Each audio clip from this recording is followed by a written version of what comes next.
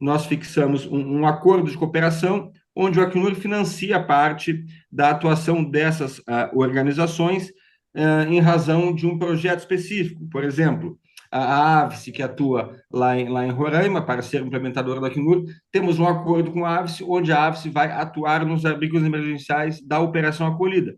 Então, o Acnur financia essa atividade e a AVSE, enquanto parceiro implementador, executa, implementa essas atividades de manejo de gestão de abrigos emergenciais. Tá? Então, esse slide traz um pouco a divisão territorial dos escritórios do Acnur, mas também nossos parceiros implementadores divididos em todo o Brasil. Então, com isso, é uma visão geral do trabalho do Acnur que eu gostaria de trazer agora no início, e passo agora para essa parte um pouco mais teórica sobretudo questões de refúgio. Né? Eu não gostaria de deixar de passar essa intervenção e não esclarecer para vocês alguns pontos que eu considero que a nossa agência considera fundamental em questões de migração e refúgio. E o principal deles, podendo passar já para o próximo slide, é justamente quem são as pessoas refugiadas. Né? Eu costumo dizer, colegas, que ninguém é refugiado, as pessoas estão refugiadas, né? Uma pessoa está refugiada pelo aspecto temporal dessa situação, não é uma situação ad eterno. Infelizmente, essas situações se prolongam muito mais do que gostaríamos, porém, é uma situação, idealmente, com início, meio e fim.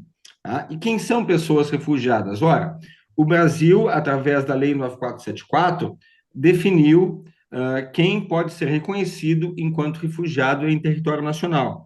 Existe uma diferença fundamental que eu gostaria de deixar bastante claro com vocês, que no âmbito do Acnur nós gostamos de destacar, não é unanimidade dentre os atores que estudam a temática, mas do nosso ponto de vista, é muito importante fazer a diferença entre um refugiado e um imigrante ordinário, um imigrante normal, vamos dizer assim, né?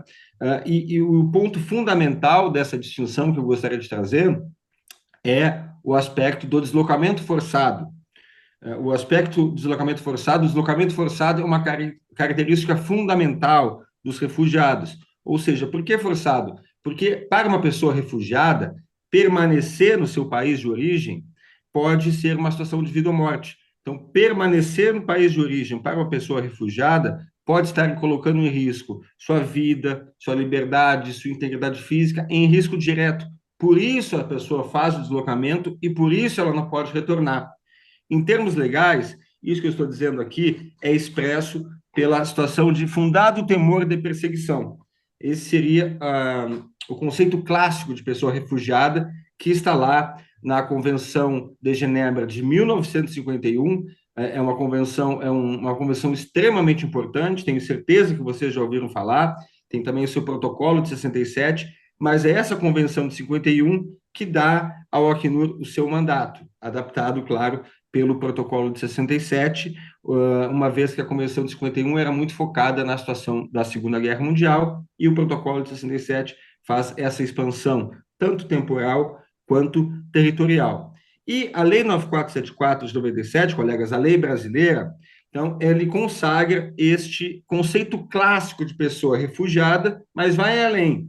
A gente vai ver aqui que, além do conceito clássico, coloca também dentro do ordenamento jurídico brasileiro o conceito estendido.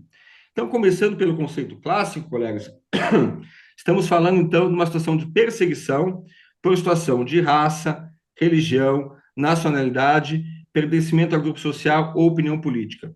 Então, a pessoa é perseguida ou tem um fundado temor de ser perseguido em razão dessas condicionalidades, dessas situações. Este é o conceito clássico de pessoa refugiada. A perseguição, colegas, é uma limitação não legítima de direitos, tá? Uma limitação ilegal. A gente tem que tomar muito cuidado da inglesa persecution, né? Pode ser, por exemplo, um processo judicial contra uma pessoa onde ela tem todas as garantias devido ao processo legal, defesa, né? Não se trata de uma perseguição, tá? Ao contrário de uma perseguição onde, sim, essas garantias judiciais são afastadas. Tá? Então, uma perseguição ou fundado temor que faz uma pessoa ser reconhecida ou não como refugiada. Questão de raça, religião, nacionalidade ou opinião política, eu entendo que são quase, são bastante simples de entender. Talvez o aspecto mais complicado seja com relação ao grupo social, e grupo social, estamos falando de grupos que possuem, de ponto comum, situações além da mera perseguição. Podemos estar falando, por exemplo, de uma profissão específica, né? Vamos supor, eu me lembro uma situação que eu atendia bastante aqui em Brasília, pessoas do Afeganistão, o mesmo do Paquistão, que o regime que controla o estado do Afeganistão nesse momento é contrário a certas vacinações. Então, pessoas que aplicavam as vacinas, né, estavam em risco de perseguição e, por isso, eram perseguidas e eram obrigadas a sair do seu país, né? Podemos ter situações diversas, a depender do país. Em algumas situações, podemos considerar mulheres também como um grupo social a ser perseguido, a questão de opção sexual, em determinados contextos, pode formar um grupo social e essa pessoa ser perseguida, tá? Então, esse seria o conceito clássico. Percebam que muitas vezes, colegas, essa perseguição não precisa acontecer efetivamente, né? Por isso que a lei fala em fundado temor. Vamos pegar aqui, tem um exemplo que um professor meu usava muito, vou tentar explicar muito rapidamente, né? Imagine uma situação onde eu estou ali na minha rua e eu vejo, né? Vamos supor, a minha casa é a quinta casa ali da rua e eu percebo que em determinado dia um carro, um furgão para na casa do meu vizinho lá da frente, pessoas uniformizadas, mascaradas, tiram toda a sua família da residência, levam a família do meu vizinho e ele nunca mais retorna. Tá? Uma semana depois, isso acontece com o vizinho do meu outro lado, mesma situação, né? Mais uma semana, o vizinho da frente, né? E eu estou vendo toda aquela situação acontecer. Eu não sei exatamente quem são os perseguidores, eu não sei o que acontece com meus vizinhos, mas eu sei que eles desaparecem e nunca mais retornam e ninguém consegue entrar em contato com eles. Olha, numa situação como essa, né, eu posso compreender que possivelmente eu seria um dos próximos, né? Então, só para diferenciar que não precisa existir uma perseguição efetiva contra a pessoa, né? Apenas que os fatos, as evidências demonstrem e apontem que aquela perseguição é realmente fundada e possível de acontecer. Tá? Claro que o legislador foi sábio nesse ponto, até porque muitas vezes, se o refugiado for aguardar a perseguição efetiva, isso pode ser tarde demais, né? Então, bastante positiva a decisão do legislador de replicar justamente o conceito de tratados internacionais para a lei brasileira. Mas a lei brasileira foi além. Ela traz também uma inspiração da Declaração de Cartagena, de 1984, onde é consagrada a definição estendida de pessoas refugiadas. E é justamente essa definição estendida que hoje a imensa maioria de refugiados hoje no Brasil são reconhecidos em razão da definição estendida, que é a de grave e violação de direitos humanos, situação hoje que, segundo o CONARE brasileiro, está atravessando a Venezuela. Então, muitos dos venezuelanos que ingressam hoje em território nacional são reconhecidos justamente por essa definição estendida de grave e generalizada violação de direitos humanos.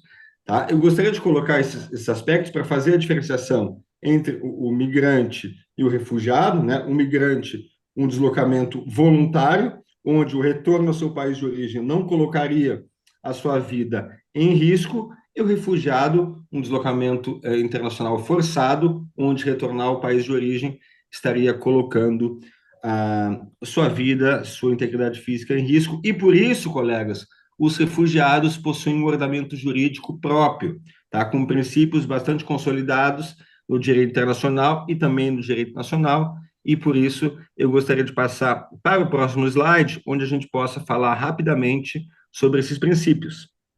E eu estou vendo, professor Gustavo, enquanto eu falo, o tempo está indo muito rápido, né? E eu vou tentar acelerar um pouco a minha apresentação aqui. Sobre os princípios, colegas, os princípios são importantes para a gente ter uma compreensão além da mera legislação. tá? Eu vou destacar apenas alguns princípios principais, né? Desculpa a redundância, mas aqueles que são centrais para a questão do refúgio. O primeiro deles, obviamente, o direito ao asilo, a gente pode quase comparar ao direito à petição, ou seja, onde a pessoa ingressando em outro território além do seu país, ou seja, o venezuelano ingressando no Brasil, por exemplo, para a gente pegar uma situação concreta, pode se direcionar ao CONARE solicitando ao seu reconhecimento. Então, o CONARE vai fazer a decisão. E vinculado a isso, temos o princípio da não devolução, que é, durante a decisão deste processo, o Brasil, pegando o exemplo aqui que colocamos, não pode devolver essa pessoa ao território onde a pessoa alega que está sofrendo de perseguição. Porque imagine, Brasil, pegando o exemplo brasileiro, tá, colegas? Não estou dizendo que o Brasil faça isso, estou apenas colocando dentro desse exemplo prático aqui da situação Brasil-Venezuela. Imagine que a pessoa, refugiado ou solicitante de refúgio, chegasse ao Brasil, fizesse a sua solicitação ao Estado brasileiro, ao CONARE, e o Estado brasileiro dissesse: ok, tudo bem, mas enquanto a gente decide, o senhor ou a senhora retorne ao seu país de origem, a Venezuela, para que a gente possa decidir o seu pedido. Ora, se a própria alegação é que essa pessoa está sofrendo perigo no seu país de origem, é evidente, né, que uma situação como essa, onde a pessoa fosse devolvida, sua vida voltaria a estar no perigo e de nada adiantaria o pedido de refúgio, né? Então, por isso, o princípio da não devolução. E outro princípio que eu gostaria de destacar aqui, antes de passar desse slide, é o princípio da não sanção por entrada irregular. Este princípio, algumas vezes, sobretudo os colegas militares, no início da Operação Acolhida, éramos muito questionados, né? Mas, afinal, o que significa este princípio? Para a surpresa de alguns, significa que a pessoa pode se utilizar de subterfúgios, muitas vezes irregulares, para sair do seu país de origem e ingressar em território seguro onde possa solicitar o refúgio. Um exemplo que a gente vê bastante na prática é ingressar num país sem visto, por exemplo, ou até utilizando um documento falso, né? Essa utilização do documento falso para ingressar em território brasileiro e solicitar o refúgio, caso a pessoa, uma vez em território brasileiro, né, em ambiente seguro, revele essa situação, não será punida, tá?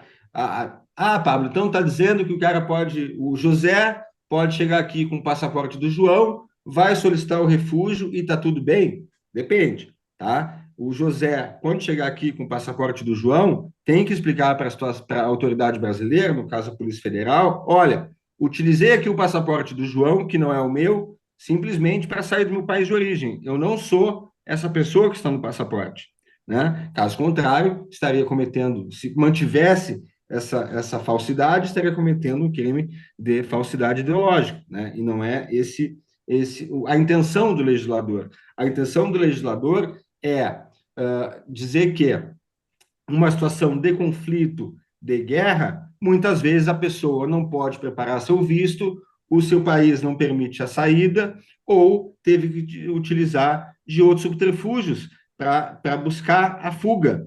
Imagine, por exemplo, os colegas militares, uma situação bem evidente, né? O conflito hoje entre Ucrânia e Rússia. Imagine uma mulher na Ucrânia, seu bairro está sendo bombardeado, possivelmente ela não vai ter tempo de recolher toda a documentação, aplicar para o visto para poder sair. Muitas vezes esse processo da fuga é muito rápido. Por isso, o legislador coloca essa possibilidade, né, de caso o ingresso tenha sido feito de maneira irregular, que não haja punição para essa pessoa. Tá? Passando um pouco agora sobre os números, colegas, eu gostaria de trazer nesse próximo slide alguns números sobre pessoas em necessidade de proteção internacional. Vocês podem ver aí os países, todo ano o Acnur emite um relatório que traz esses números. Vocês podem ver hoje não, né, no final do ano passado, quando o relatório foi lançado em 2024, considerava os anos do final do ano passado, onde temos o Afeganistão, né, liderando o país que hoje mais possui pessoas refugiadas em outros locais, seguido da Síria, uma crise que se prolonga há muito tempo, Venezuela e Ucrânia. E, por outro lado, os principais países de acolhimento, que são justamente os países fronteiriços, ou seja, aqueles países, poderíamos dizer, na periferia global, né, onde hoje estão a maioria dos conflitos, são justamente os países que mais acolhem pessoas refugiadas. Isso é um pouco contrário ao imaginário popular, onde todos os refugiados estão indo para a Europa ou Estados Unidos, né? A gente percebe ali que a Alemanha é um país que tem um programa de reassentamento muito consistente, mas não é o país que mais acolhe pessoas refugiadas hoje. Eu estou vendo que meu tempo passou muito rápido. Eu gostaria de ir agora, colegas, pode ir passando os próximos slides. Esse aí, só para finalizar, é um dashboard, um painel que o Acnur possui com o Ministério da Justiça, onde nós conseguimos identificar o número de pessoas em território brasileiro que necessitam de proteção internacional. Vocês podem ver ali Venezuela disparado, tá? Seguido do Haiti, temos Cuba, Angola e aí vai, tá? Aí, nesse painel não estão apenas as pessoas reconhecidas enquanto refugiadas, temos solicitantes de refúgio, residentes, mas dentro desse conceito mais geral de pessoas que necessitam de proteção internacional. Pode passando os slides, eu gostaria de... Pode passar? Esse aí. Tá? Este aí, eu gosto desse slide, pessoal, porque mostra os eixos fundamentais em que estabelecemos a operação acolhida junto com o Estado brasileiro, junto com as Forças Armadas também. A operação acolhida é uma operação interagencial, onde, através da coordenação da Casa Civil e dos respectivos ministérios, militares, agências implementam projetos lá em Roraima. E a operação acolhida foi pensada dentro desses três eixos fundamentais que hoje estão sendo executados lá na fronteira, lá em Roraima, por esses atores que eu mencionei. Percebam que, do ponto de vista didático, nós fazemos a divisão nesses três eixos e até para fins de coordenação, porém, é importante que esses três eixos funcionem de maneira coordenada. É isso que faz a Operação Acolhida tão forte, que faz a Operação Acolhida um exemplo de operação humanitária na fronteira. Porque começa com o ordenamento de fronteira, que visa justamente identificar as pessoas que chegam, vacinar essas pessoas, documentá-las, e a partir daí as pessoas podem seguir para outros atos na vida do Brasil já devidamente documentadas. Isso é muito importante, né? Nem todos os países fazem isso, e o Brasil tomou essa iniciativa louvável de permitir, uma vez que as pessoas ingressem em território brasileiro, decidir entre a solicitação de refúgio ou uma residência humanitária e, a partir daí, direito ao cartão SUS, ao CPF e todos os documentos importantes para a vida no Brasil. Do ponto de vista prático, material, existem três grandes centros de documentação, um em Pacaraima, um em Boa Vista e outro em Manaus, tipo um Na Hora, um Poupa Tempo, onde as pessoas têm acesso a essa documentação. A documentação de pessoas é fundamental não só para as pessoas, mas também para o Estado brasileiro. Eu me lembro quando a gente iniciou a Operação Acolhida, o professor Gustavo talvez lembre dessa questão, uma das primeiras intervenções que nós fizemos lá na Operação Acolhida, muitas das lideranças locais colocavam no fechamento de fronteira como solução. E nós dizíamos, olha, o fechamento de fronteira, numa situação de deslocamento forçado, não vai funcionar, né? É uma fronteira seca, muito porosa, as pessoas vão continuar chegando e vai se perder totalmente o controle das pessoas que ingressam no território nacional. Com o Covid, essa hipótese, infelizmente, foi confirmada. Durante o Covid, por questões sanitárias, se fez o fechamento formal da fronteira.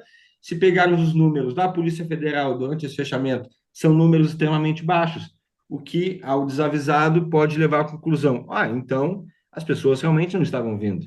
Não, não é, isso não é a verdade. A verdade é que as pessoas vinham para o território brasileiro e não buscavam a Polícia Federal para fazer essa documentação. Então, isso era negativo para as pessoas que estavam em território brasileiro sem a devida documentação e também para o Estado brasileiro, que não tinha a identificação total das pessoas que ingressavam no seu território. Tá? O segundo eixo, colegas, o abrigamento, diz respeito aos abrigos emergenciais que foram estabelecidos em Roraima. Hoje, com mais ou menos capacidade para 8.000 pessoas, esse abrigamento visa que as pessoas que chegam em condições muito precárias possam ter um espaço protegido para se recuperar, para se alimentar, ganhar suas energias e, a partir daí, seguir com a sua vida no Brasil. Hoje, os abrigos são geridos mediante um acordo entre o MDS, o Ministério do Desenvolvimento Social, e o Acnur, que faz a contratação de organizações para fazer a gestão desses espaços. E o terceiro eixo é a interiorização, que é o deslocamento voluntário de pessoas lá de Roraima para outros estados da federação.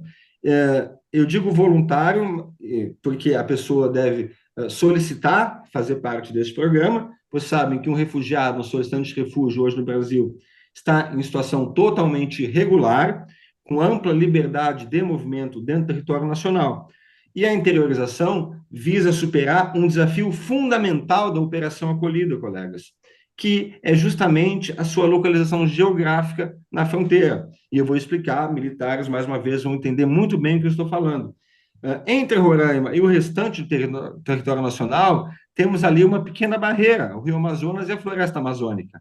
Não é? Então, o deslocamento de Roraima para outros estados é muito complicado, é muito caro e não é fácil de fazer, né? Seja por via terrestre, seja por via fluvial, é um deslocamento bastante complicado. Por isso, a interiorização é feita pelo modal aéreo, por voos fretados, voos da FAB, onde as pessoas identificadas e que cumprem determinados requisitos de documentação, de vacinação, podem se inserir em 4 modalidades de interiorização: reunião familiar, reunião social, abrigo-abrigo e interiorização por vaga de trabalho.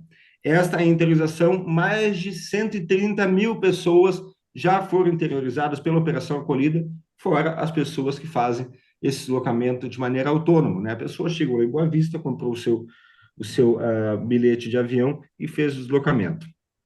Tá? Pode passar o slide, eu só vou mostrar para vocês, isso aí eu já falei, são um pouco as situações que são realizadas no ordenamento de fronteira, pode passando, só para a gente passar por todos os slides, as questões que eu já falei sobre abrigamento, pode passar. Esse aí é um dashboard que está online, colegas, caso vocês procurem na página do Acnur, com as informações de cada um desses abrigos. Hoje, apesar da capacidade para cerca de 8.000 pessoas, temos ali mais ou menos 7.000 pessoas nesses abrigos. Pode passando, então. Interiorização, também já mencionei, como é que funciona esse deslocamento voluntário. Pode passando, só para a gente finalizar. Aí os números da interiorização, também é um dashboard, um painel que está online para aqueles que queiram mais informação sobre a Operação Acolhida. Por favor, pode passando. Aí, só um pequeno aspecto dessa migração, desse deslocamento de pessoas do território nacional vindos da Venezuela, muitos são indígenas, e aí nós temos muitas vezes uma complicação em termos de integração local, sobretudo para os indígenas Uaral. Hoje são mais de 10.000 indígenas venezuelanos em território nacional. Alguns, como os Pemons Taurepã, habitam os dois lados da fronteira, o que torna a integração no Brasil mais fácil. Outros, como os Uaral, são oriundos da Venezuela e, por isso, tem tido uma integração mais complicada em território nacional. É um grande desafio ainda a ser superado. Pode passar, colegas, para a gente finalizar. Eu gostaria de finalizar com esse slide, para não passar muito do meu tempo, já pedindo desculpa pelos 5 minutos que eu tomei aqui, é mais do meu tempo, porque mostra, desde a chegada na fronteira da pessoa, lá no marco BV8, né, fazendo a sua documentação nos pertrigues, passando para uma fase de abrigamento, onde a pessoa possa se estabilizar em território nacional, partindo para a interiorização, ou seja, esse deslocamento. A grande maioria das pessoas hoje estão indo para os estados do sul, trabalhar em frigoríficos, em outras situações que ainda demandam bastante mão de obra. a chegada no destino até a sua integração. Esse seria a linha ideal, né? Que a operação acolhida, como eu disse, essa a operação emergencial e humanitária exemplar, que foi estabelecida pelo Estado brasileiro, essa é a linha ideal que a pessoa deveria seguir. E para finalizar, colegas, eu gostaria de mencionar que, ainda que sejam colocados diversos desafios por conta de uma migração em massa, sobretudo para o estado de Roraima, existem diversos aspectos positivos, diversas oportunidades que se pode atingir a partir dessa situação. Né? Um processo de migração ou deslocamento forçado, caso bem administrado, pode ser um motor fundamental de desenvolvimento para o Estado que recebe essas pessoas. Roraima, na verdade, é um exemplo disso. O que a economia, eu acompanho lá desde 2016, 17. O que a economia aqueceu em razão da chegada de pessoas venezuelanas é fenomenal. Claro que isso acontece a partir da boa coordenação dessa chegada, né, já em território nacional através da Operação Acolhida.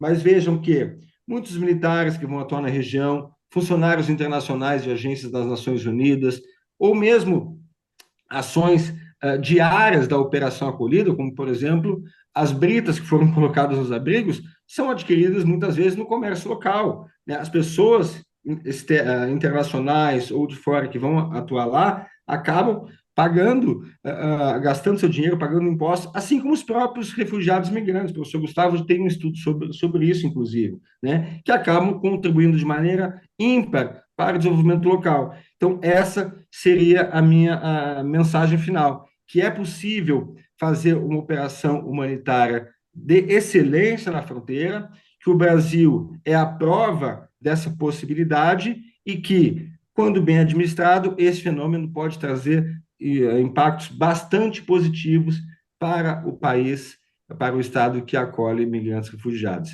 Para não passar muito meu tempo, é um assunto que eu me empolgo falando, realmente sou apaixonado por essa temática, mas eu gostaria de ficar por aqui, agradecer mais uma vez o convite e permaneço à disposição para eventuais dúvidas e esclarecimentos. Muito obrigado, colegas.